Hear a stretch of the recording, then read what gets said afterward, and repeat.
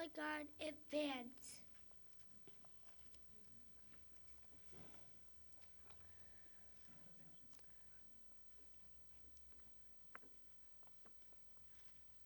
Color Guard post the colors. Color Guard salute the flag.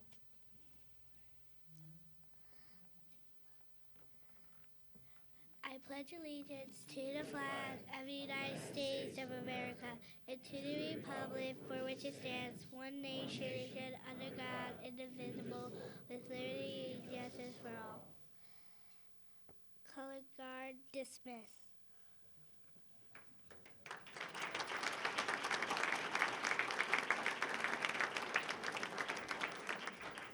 Remain standing.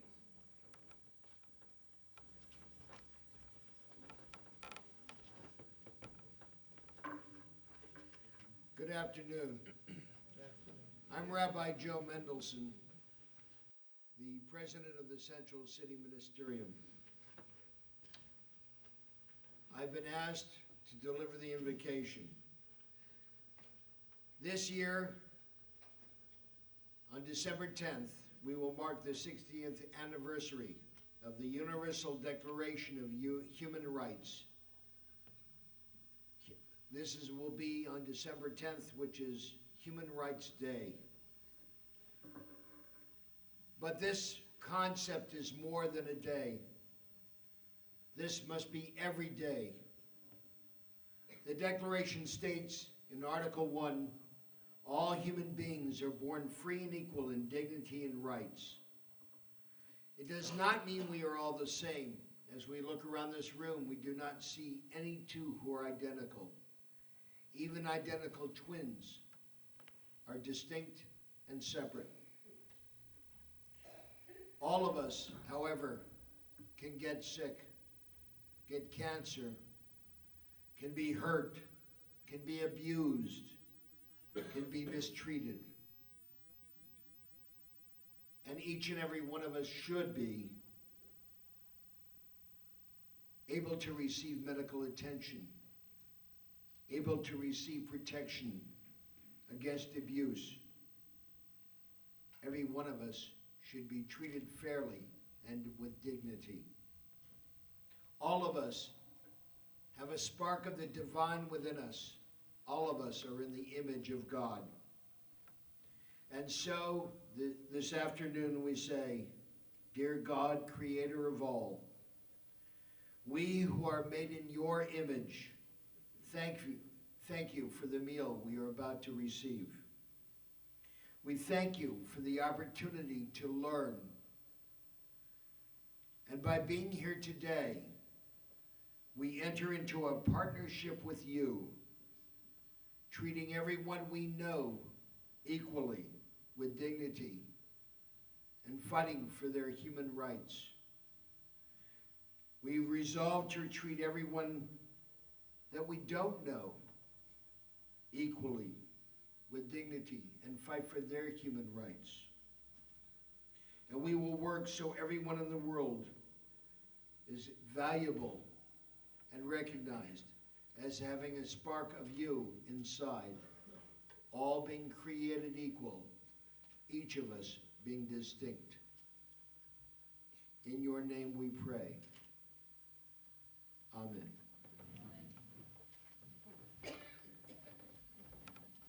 Please be seated. Good afternoon. I am Dr. Elizabeth Seaman Bonzar. I have the honor of being the president of the United Nations Association of the USA Northeastern Pennsylvania chapter. For over 40 years, our chapter has been honoring the founding of the UN. And today, we welcome you to our UN Day Luncheon observing the 63rd anniversary of the founding of the United Nations and, as Rabbi has said, the 60th anniversary of the Universal Declaration of Human Rights. I would like to call your attention to our program booklet that is a real reference booklet on organization and topics included in our program. Especially to our high school attendees, I hope you will read the bios of our chairperson, our speaker, and our honoree today because they give real insight into the credentials and experiences one needs to have successful careers in the arts, foreign service, and to be an advocate for your chosen cause. Also, see our announcement re the UN's High School Essay Contest and the fact that this chapter will award a $250 gift from our David J. Wenzel Peace Fund to the best essay submitted from our chapter's area. Submitting these and winning these contests look very good on your resumes, high school students. We want to thank our workshop presenters, Sister Margaret Gannon, who couldn't be here with us for the lunch, Reverend Virginia Minor, where are you, Virginia? Thank you. And of course, Joseph Ricardo for a great job for our high school workshops this morning.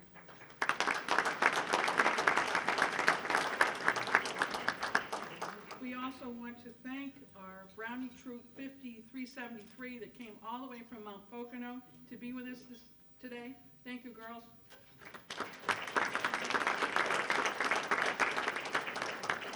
We certainly appreciate the beautiful invocation given by Rabbi Mendelson. Thank you, Rabbi.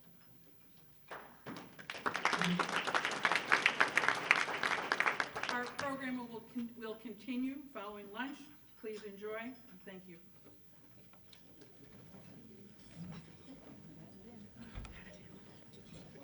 First returned to this area, I met Sandra. She was one of the first people I met. At that time, she was on the United States Fine Arts Commission, and I got to know her and on the basis of what she was doing in the arts world. She served on a national level. She had a national platform. She had a state platform. Ultimately, Sandra was Governor Casey's advisor on cultural affairs. I first met her when Ross Krapovich was in Scranton as a soloist in 1983 with the Northeastern Philharmonic.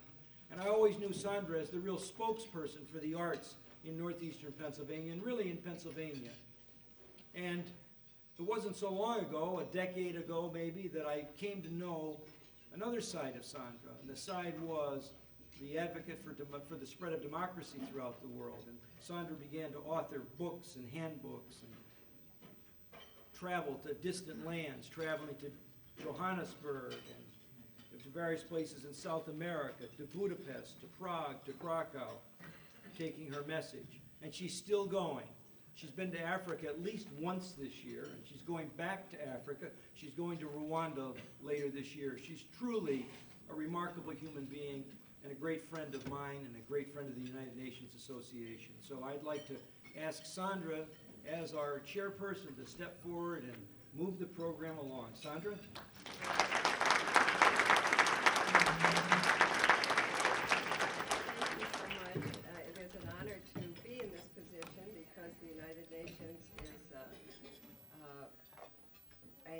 An organization to celebrate and wonder at and try to understand better and try to appreciate more. And I think that it looks as though there are lots of people of every age in this room prepared to do that. My first task is to recognize the proclamations that have been that are being presented, and Corey O'Brien will present the proclamation for the county.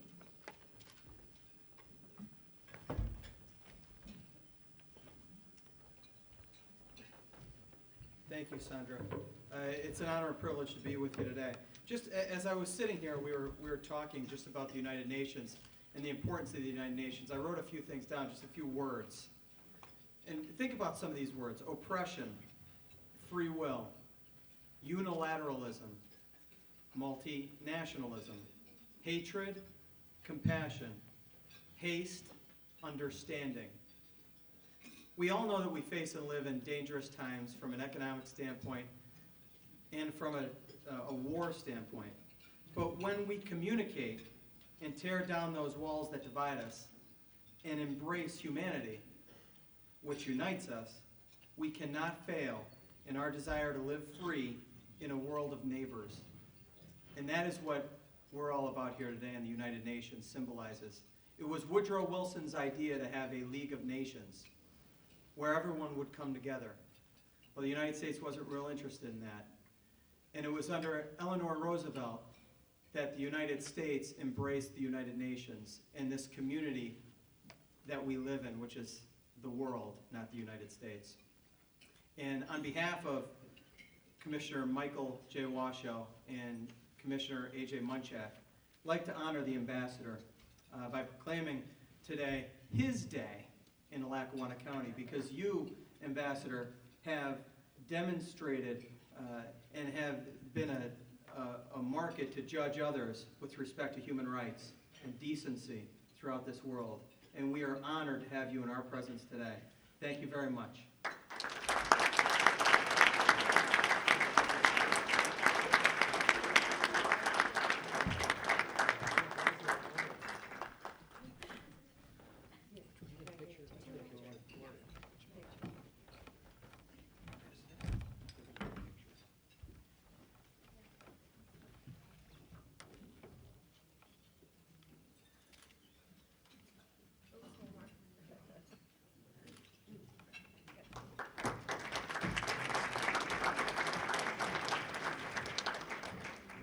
Next, we have our mayor, Chris Doherty. Please come to the podium. Good afternoon, everybody, and thank you, Sandra. It's a pleasure to be here. I'll just point out, Mayor Wenzel, congratulations on your recognition today. I think, as Mayor Connors and I would agree, you've done more than just serve this great city and lead us. Even at your time out of office, you've always been committed to making a difference every day, and how much we appreciate it. Sandra, for all your hard work, we appreciate everything you've done, and Ambassador, we're looking forward to your speech today. Thank you.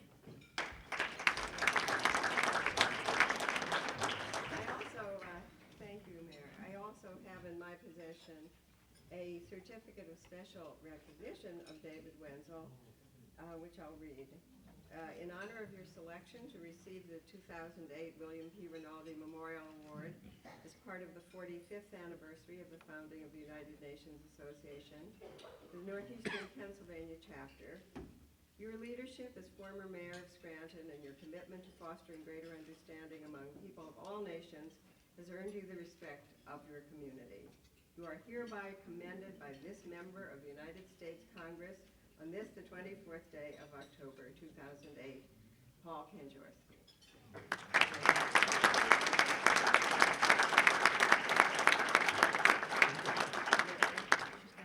Now, I believe we have Mary Rinaldi here to make the presentation of the award.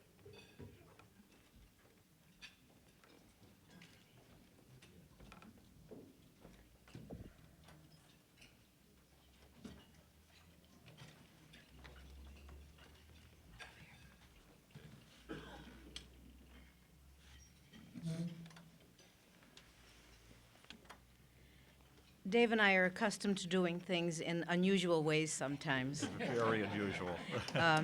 If you notice there is no handicapped ramp for Dave to get up to the head table, so we did some unique things today. Sometimes unique is good, but we will forge ahead nonetheless. Thank you, Sandra. I appreciate the introduction. And I just wanted to say a few words before I give this award out. It's my distinct honor to present with Mary Teresa Montoro. She's my partner in crime in getting this all together. Mary Teresa, please stand up.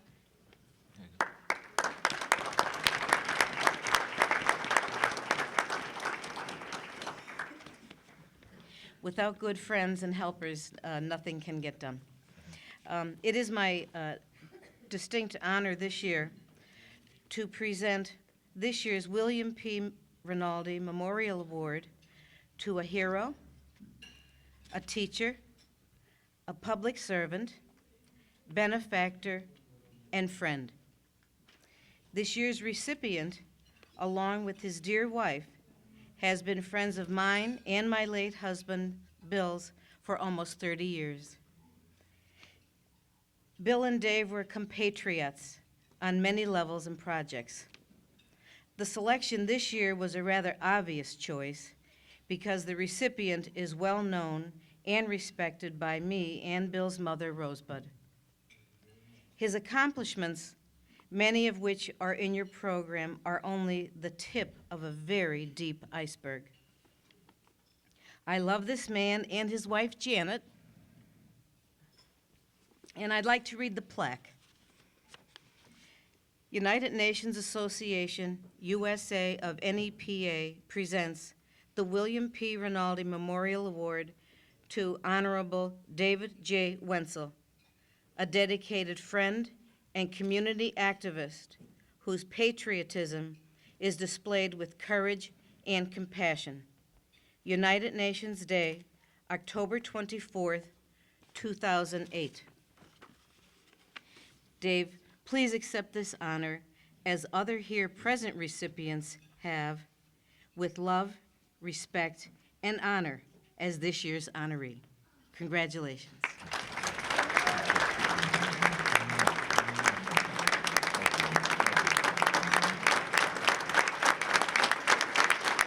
you go, Dave. Thank you.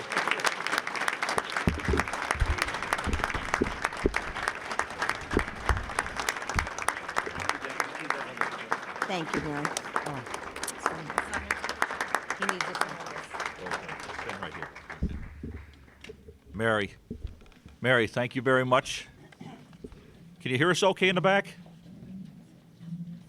Okay. Mary, thank you very much for this this great award that we every year give in honor of Bill Rinaldi. For those young people who are with us today who don't know about Bill Rinaldi, let me just tell you a little bit. Billy was born with muscular dystrophy, and as a young man, they said he would never live to be even 10 years old. Well, when he was 18 years old, he graduated from high school as a valedictorian of his class, and he went on to become a teacher because that's what he always wanted to do.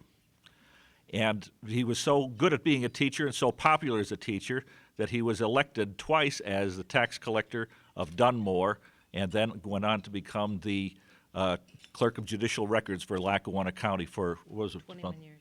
For 21 years. Here was a person who was, in the beginning, they said he would never be able to contribute anything to society. He'd be a burden upon us.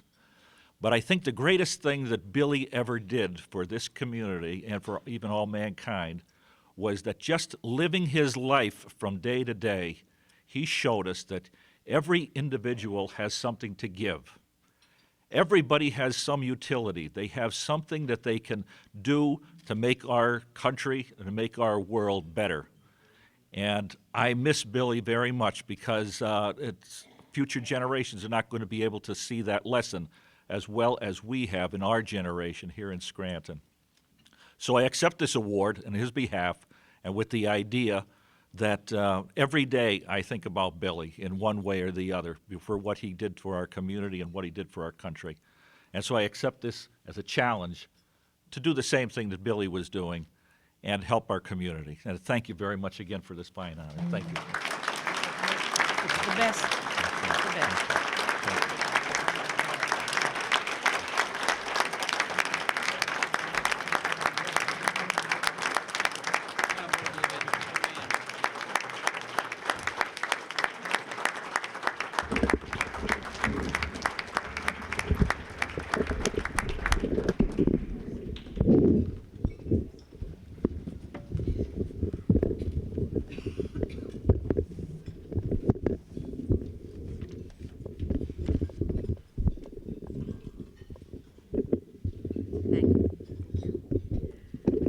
The annual UN Day Luncheon is an important event in our commemorative calendars.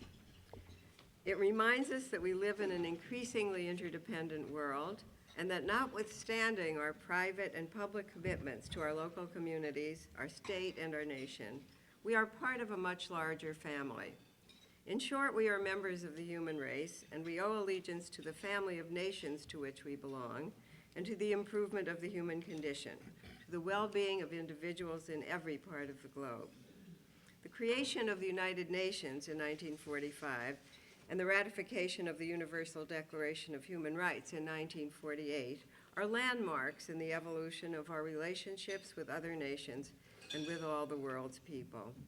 I would say that the principal characteristic of that relationship is responsibility. Our actions affect others profoundly, and we must work hard to ensure that we as individuals and we as a nation take responsibility for our actions, for our own sake, but also for the sake of others every day. Whatever else we do at home, in our careers, and in our leisure time, we, particularly those of us who live in free societies, have the responsibility of citizenship. And in the 21st century, that is global citizenship. I have often reflected on the fact that the most precious right that we have as citizens in a free society is the right to be responsible for others. It is a rare privilege, and we can only protect it by using it every day. The economic debacle that has darkened our lives during the past several weeks is a local, national, and global tragedy. It reminds us to scrutinize the policies and practices that led up to it, to mourn the losses that affect the very future viability of so many individuals, families, and nations, and at the same time, demand of our own government the measures required to avoid such disasters in the future. They say that even hurricanes and tsunamis are not entirely natural disasters, and we as human beings, especially citizens of free societies, have responsibilities to correct any, make all corrections that are possible for us to help to prevent such disasters in the future. To help us remember and rededicate our commitment to peace, prosperity, and the public good and in all the world, we are privileged to have with us today as keynote speaker, a scholar in a number of domains, a passionate human rights activist, and a distinguished diplomat. Martin Paluš, the Czech ambassador to the United Nations. The Czech Republic is a fast friend of the United States, and Ambassador Paluš is as well. He is learned in more fields than most: chemistry, philosophy, political science, law, public international law, and has taught in several of the faculties of the revered Charles University in Prague. Ambassador Paluš is one of the first signers of Charter 77, a document as important to Czechoslovakia as our Declaration of Independence was to this American colony in 1776. He was a member of the Federal Assembly and in the Ministry of Foreign Affairs in Czechoslovakia in the early 90s, and had held the position of Deputy Minister of Foreign Affairs in the Czech Republic during the presidency of one of the great heroes of our time, Václav Havel. Between 2002 and 2005, Mr. Paluš served as Ambassador Extraordinary and Plenipotentiary of the Czech Republic to the U.S. He assumed his ambassadorial position at the UN in 2006. Ambassador Paluš, notwithstanding his demanding and prestigious diplomatic assignments, has never lost his passion for scholarship and is the author of numerous publications, even through these very busy diplomatic times. On a personal note, I've been privileged to know Martin Paluš since the mid-90s, when he taught at the Charles University in Prague, and have seen him with some regularity over the years at conferences and other formal and informal settings in Prague, Berlin, Washington, and New York. Now we are pleased to add Scranton to that list of great cities. More important, I ask you to join me in welcoming Ambassador Martin Paluš.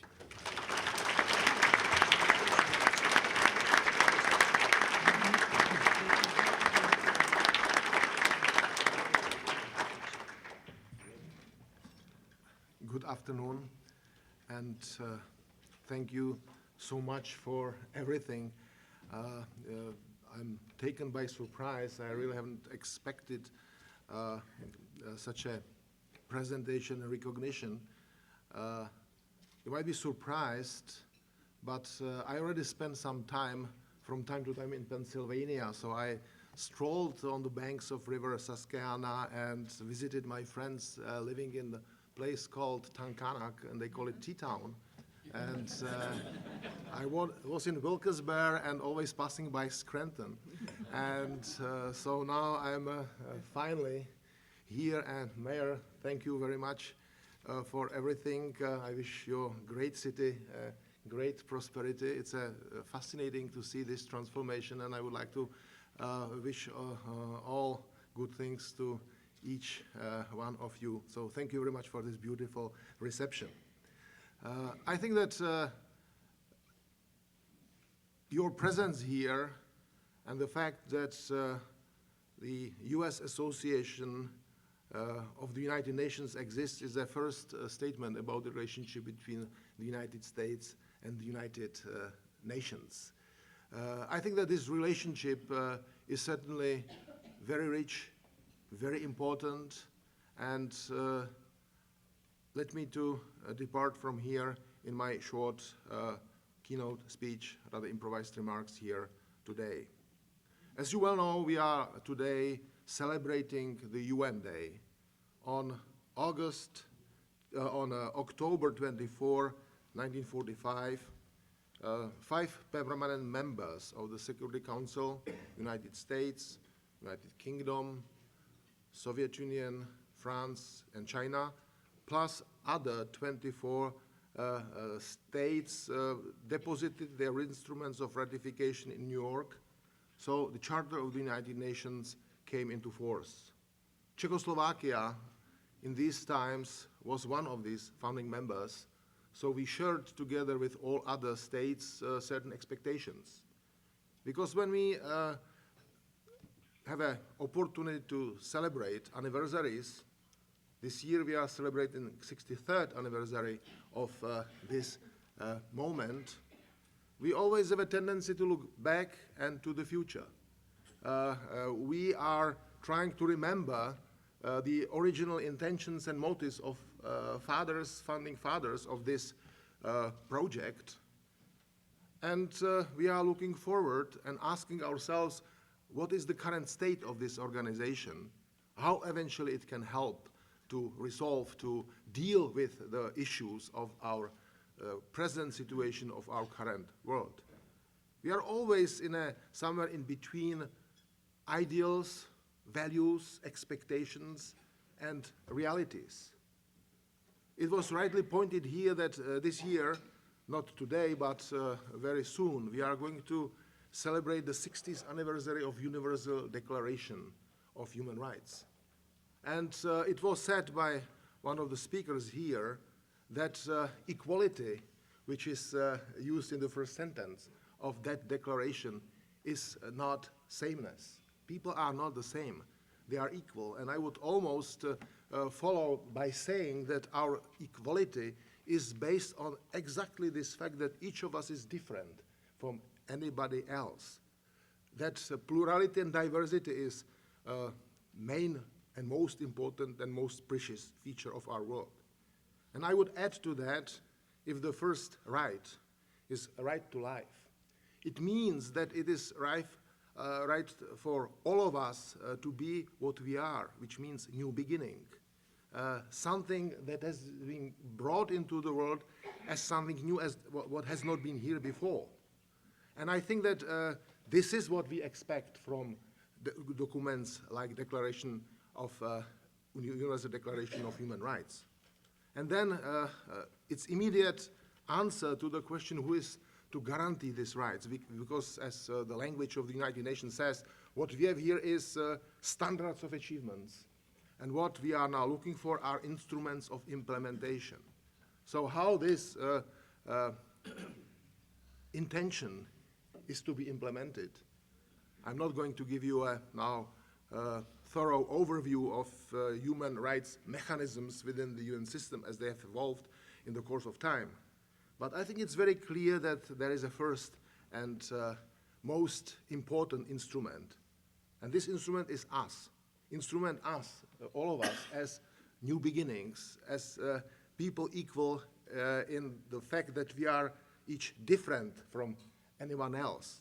And maybe understanding and solidarity based on these basic feelings. But let me speak about Czechoslovak expectations of 1945 and what happened very soon. As you know, the foundation of the Charter of the United Nations was not the only major event in the international politics after the Second World War. What happened was that Iron Curtain very soon divided Europe to two halves. And we had a bad chance to live on the other side of the Iron Curtain. We were part of the East, whether we liked it or not. And we rather didn't like it than other way around. So if you want to find nations that have been in many ways frustrated by a certain disproportion or non-correspondence between ideals and reality, so speak to all post-communist nations. By the way, in these days, there is a fight at the United Nations for a very small thing. It's nothing very serious. Ukrainians only want from international community recognition that what happened 75 years ago, if you know what Holodomor was in Ukraine, it was a situation in which not 6 million, but 15 million individuals were basically put to death for political reasons. Peasants in Ukraine were starved to death by a policy of the regime. Holodomor was one of the biggest crimes against humanity in the 20th century, and still it is not recognized as such.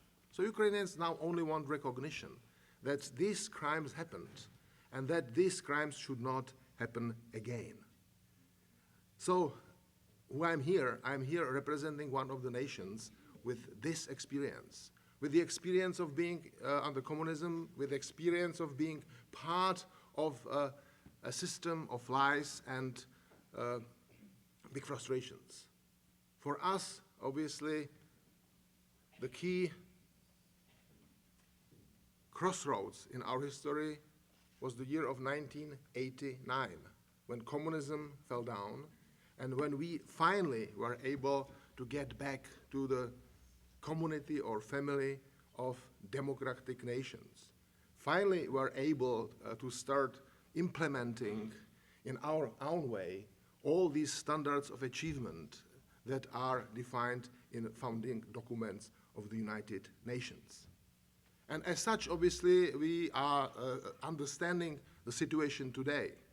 The situation in the year 2008, in the beginning of the 21st century, with new questions, new threats, and with a basic perception that this institution created in 1945 certainly doesn't correspond in many ways to the realities of the 21st century, and that this institution badly needs some reforms.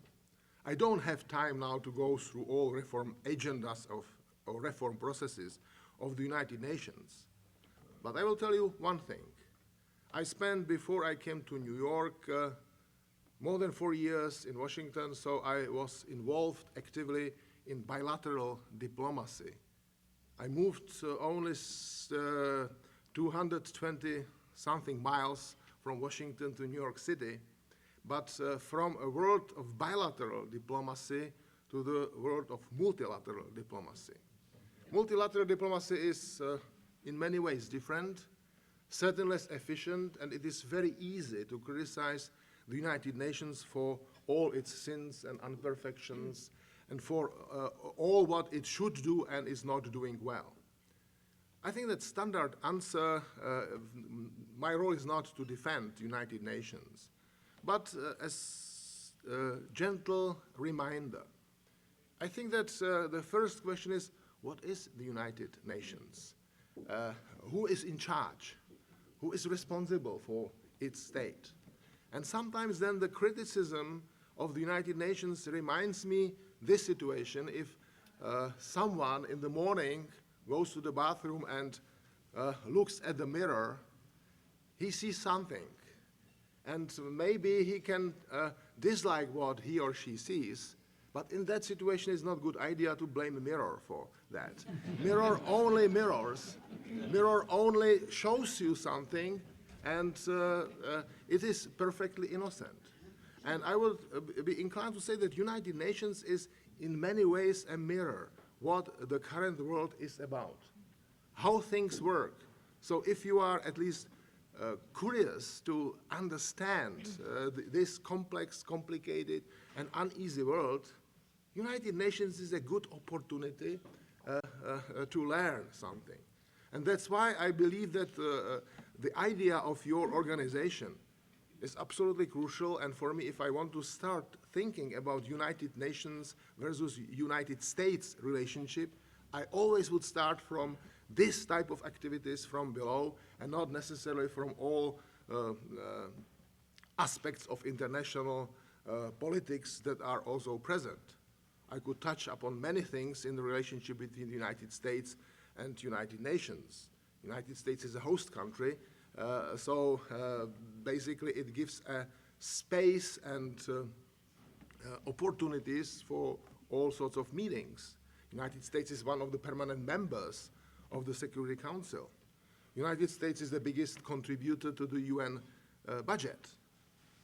But United States is also one of the 193 member states, and they are all equal. They are all with one voice only. I would not recommend to you to spend too much time with criticizing yourself what your government is not doing for the United Nations. Maybe next administration is going to reconsider some elements of your foreign policy. I think that all new governments need to reconsider foreign policies, but it is not, I would say, the most important thing. The most important thing is spirit of cooperation and cooperation. If I want to start thinking about certain basic lines of cooperation, obviously transatlantic dimension is very strong. If you go to the history of the United Nations, it didn't start in 45, but Atlantic Charter is being mentioned in the history of the United Nations as well. And you know when it was somewhere in the middle of Atlantic, when in the middle of war, in the moment when the war didn't look nice, and it was a meeting in undisclosed location for security reasons between President Roosevelt and Prime Minister Churchill. And this Atlantic understanding was, I would say, basis for future of UN-based international system. So relationship between the United States and Europe are of essential importance in evolution of that system from this moment onwards. The Czech Republic is going to take over the presidency of the European Union starting January 1st next year. So we will have a very important responsibility to organize here in New York the activities of the European Union and to work well with all partners so that our goals really can be met and implemented. The difficult part, and maybe much more difficult part of the future of the UN system, is what I see as a growing tension between North and South. I think that American unilateralism maybe is a historically grounded problem, a feature of relationship between US-UN. But the problem of today is North-South. The relationship between donors, countries that contribute to the UN budget in substantive manner, and recipients. But the problem is not greed of donors, that they don't want to give enough money to recipients. Problem sometimes is unwillingness of governments to protect their own population in spite of donors and international institutions begging for access to victims of humanitarian situations. The problem sometimes is, I would say, a very low level of trust and confidence between players. What needs to be overcome is this type of divisiveness that still exists in the international environment.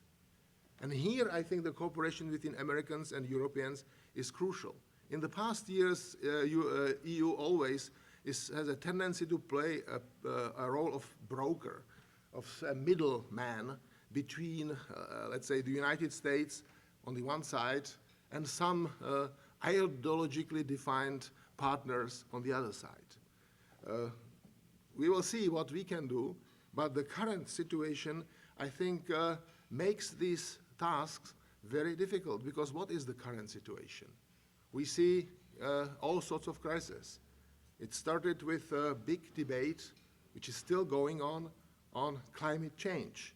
The way how countries can eventually cooperate, islands, landlocked countries, countries in the regions, to meet the challenges connected with all what scientific panels seem to be suggesting and proposing. But one thing is a description of the problem, and something else is forms of cooperation. Let's see what's going to happen now in Poznań, in Poland, where the next meeting is, and in Copenhagen. Very unclear. Then we have food crisis, and which somewhat reminded us that one-sided focus on the issues such as maybe lowering the levels of emission of CO2, or trying alternative sources like biofuels, does not need to be always a good and universal solution. And financial crisis now, I think, reminds us very powerful way that we are all interconnected, whether we like it or not. So the question is what we can do now, and what Czech Republic as a 6 months president of the EU can do for a new world order, which is now being born in kind of birth pangs. I don't think that we can hope that we will come up with a blueprint that can be only implemented, that we can just start putting into practice. There are so many new ideas like that circulating in the world, but they always lead rather to utopias and unrealistic expectations and then frustrations. So what I would suggest is, why don't we turn our perception around? Because the United Nations maybe cannot or is not good enough to bring us to the best or better world. But it is good enough to prevent the worst from happening. And the question is whether this prevention of the worst from happening, the hope for people who eventually are in this situation, is exactly not the best way how we can at least protect the chance for a new beginning, and to see a new system being built slowly, maybe in the reflections now of those who will be trying to revive some sort of Bretton Woods system to stabilize world finances, who would be forced to build UN budgets now so that all humanitarian operations, all peace operations can be financed, who will try to find a way how to train public servants to act in these situations.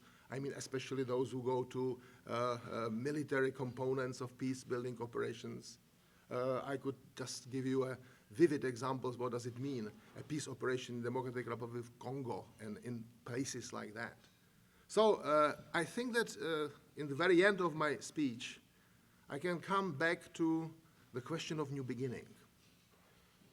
Because it seems to me that to protect new beginning means to protect individual human lives and individual human rights, and try to build solidarity.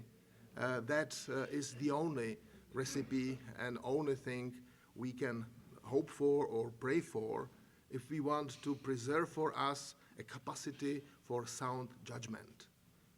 Diplomats are same people as anyone else. They deal with matters of state, and they sometimes spend together more time than they would like to, and they very often see that the results of their activities don't bring any meaningful results. But I think that together, knowing that not in our hands are always our things, that there are some other elements in play, this is what can help us to keep ourselves ready for new beginnings and protect ourselves in a way that maybe our younger people here can do it better than we have been doing so far. Thank you.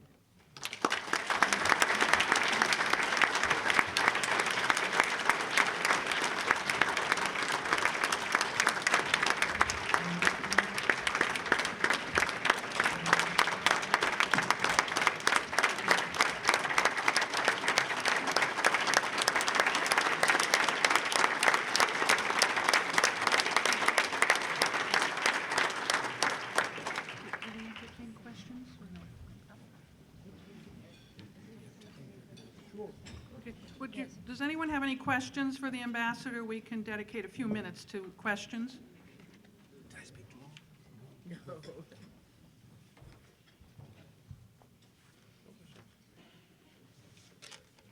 Any questions out there? Yes. How do you see the FAR situation in the Sudan? Is that going to be solved? I would be irresponsible if I just start spreading around too much of optimism. I don't think that situation in Somalia, which maybe is the most tragic situation right now, or in Sudan, or in other countries in this region, can be resolved any soon. Actually, the international community now is in serious troubles because there are no capacities available, and resources are and will be shrinking. So here, the peacekeeping operations are going on. Big question is what the final ruling of a tribunal of International Criminal Court is going to be as far as the indictment of President Bashir and other players in this situation. The international community, as I said, can only here to try to prevent the worst from happening. It's realistically to expect that there will be other people, women raped, children killed, starved to death, and you can go on in the list of horrors. But let's hope that this situation rather will bring people and countries and states together. The key role, and I haven't mentioned that, is now in this particular situation of African Union. It's sometimes difficult if only, let's say, European countries or Western countries are actively involved. Here in this situation, I think the responsibility of Africans is enormous. And I think that we see here some positive movement. As far as I know, there is going to be a high-level meeting of African Union to adopt a joint instrument as far as this new concept being used, responsibility to protect. Because obviously, who is in charge to protect the population in any country in the world? The government, obviously, of that country. And if the government is not capable of protection, then obviously it's duty of international community to step in and to help the government. But the governments need to cooperate with these efforts. It should not be a struggle with the government first if the international community is to be able to protect its own population. And we are also fighting here with historical reminiscences, the legacy of colonial era and experience of decolonialization from the 50s and 60s. No one is suggesting recolonialization of Africa. What we are trying to achieve is a balanced and responsible cooperation, national ownership and cooperation. And I think that only when we will see these principles in action and in practice, then situations like Darfur then can be manageable. Until then, what we will be seeing endless efforts of international community, small improvements or some food brought, some protection offered, but still not enough. Thank you. Is there any, wait, one more question. Joe? Ambassador, you lived under Soviet domination and then saw the empire collapse. Russia now appears to be beginning to threaten the world with its actions in Georgia,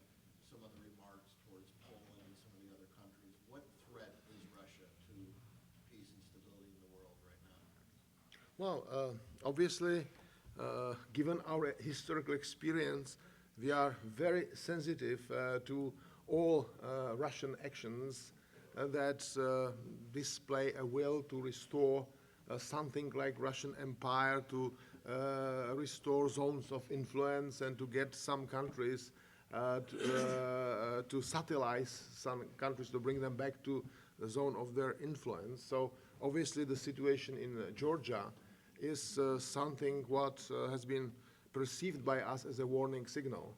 And the solidarity that has been coming from all East Central European countries speaks for itself.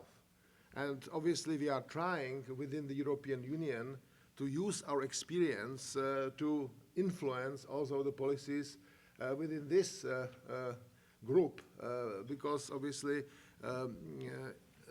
maybe Germans and French would see it slightly differently. We are all in favor of very pragmatic cooperation between the EU, NATO, and the Russian Federation. But this pragmatic cooperation needs to be built on certain principles. Economic cooperation should not be used as an instrument just to play political games. But there is something interesting in this situation that started in August with the Georgian crisis. I think the Russian Federation has paid a lot for this invasion. It was a very costly operation for them.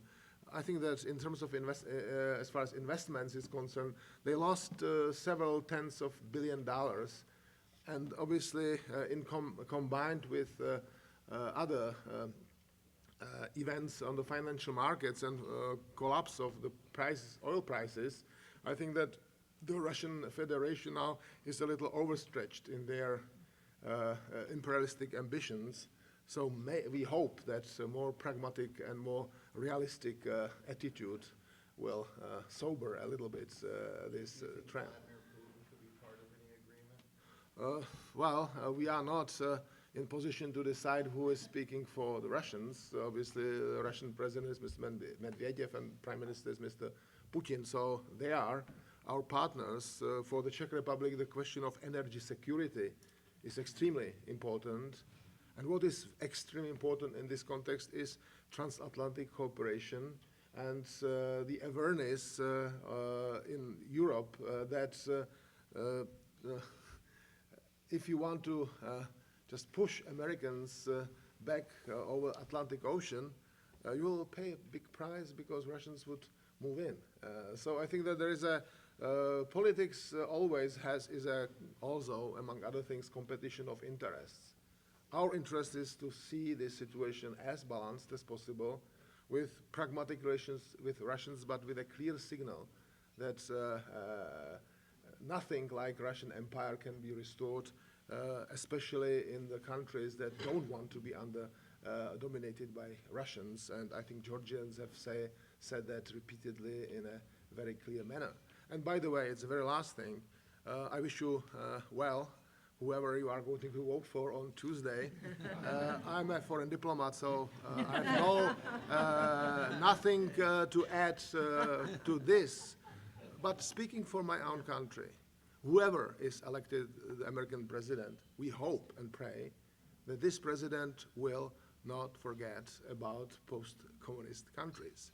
There was an element, as I repeatedly say here, of continuity in the US foreign policy that started with Jimmy Carter, went through Ronald Reagan, George Bush 41, Bill Clinton, George Bush 43, policy towards New Europe to make Europe whole and free.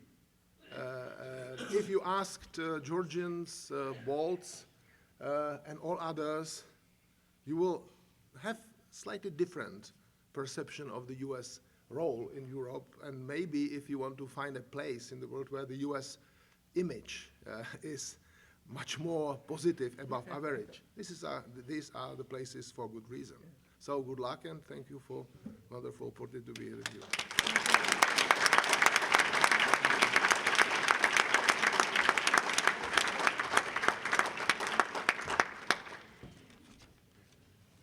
In closing, we'd like to thank Sandra for being our chairperson today. We'd like to thank the ambassador for his informative and inspiring talk on new beginnings. In the year in which the Universal Declaration of Human Rights is focusing on vulnerable groups, such as the disabled, it is most appropriate that we honored our own chairman of our chapter's board, the Honorable David J. Wenzel, for his advocacy for the handicapped, not only locally, but in the state and national level. Congratulations, Dave.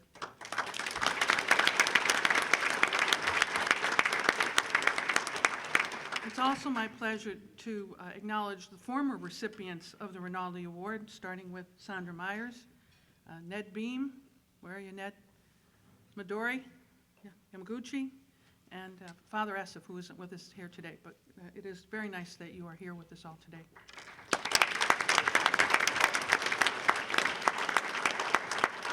I'd like to thank our committee for all of their work on this program. I would like to thank all of you for attending today, and we'll close our program with our benediction being given by the Reverend Mary Jane Hitt.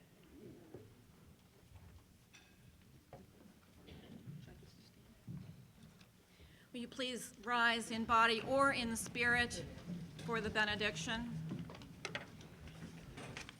Let us pray. God of life and creation, whom we call by many names, we give you thanks this day. Thanks for those around the world who have dedicated themselves to the rights of every person. Thanks for those who risk their own lives for the lives of others. Grant to the nations, we pray, a spirit of wisdom and discernment so that respect for human rights might become the way of all people.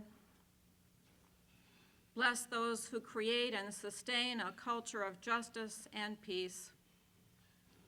Lead us from death to life, from falsehood to truth, from despair to hope, from fear to trust. Fill our world with the love, the hope, the justice for which we were created, and lead us forth as people of shalom, that your peace might fill our hearts and our world. Amen. Thank you, Reverend. Our program is now completed. Go in peace, and we hope to see you next year. Thank you.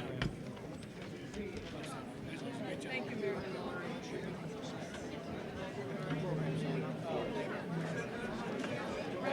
Wonderful having